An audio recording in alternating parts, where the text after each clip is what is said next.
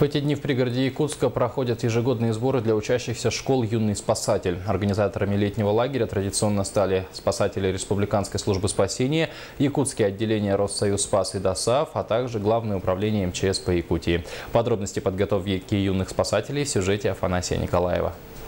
И давим всем весом на глубину 4 сантиметра. Как провести сердечно-легочную реанимацию, чем пользуются якутские водолазы и как обвязать самостраховку. На учебных станциях лагеря кипит работа. Спасатели обучают детей азам профессии на практике. Когда спускаешься на глубину, черная это двигается и двигает красную. Потом, когда всплываешь, черная обратно уходит по мере, как всплываешь, а красная остается и показывает, как глубина была. Опыт показывает, что ребята, прошедшие через практическую подготовку, не только реже попадают в ЧС, но и сами готовы прийти на помощь. Они все делают руками и получают знания и навыки не в классе, не в кабинете, не просто в лекционной форме, а непосредственно на практике. И эти навыки и умения им путем вот таких практических занятий передаются надолго. Шестерка, десятка, 5, 1. Не сдал.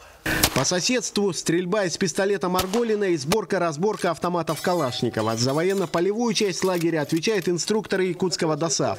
Здесь огневая подготовка, занятия по химической защите и марш-броски. Стоит отметить, что лагерь приурочен к 90-летию профессиональной военной подготовки в регионе. Впервые подобные сборы прошли в 1925 году.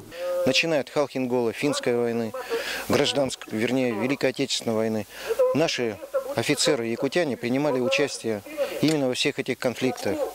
Выпускники нашей школы, достаточно вспомнить Чусовского, Алонова, очень многих. В следующем году организаторы лагеря планируют изменить программу обучения так, чтобы она объединила в себе как систему ОБЖ, так и начальную военную подготовку. Афанасий Николаев, НВК «Саха», Якутск.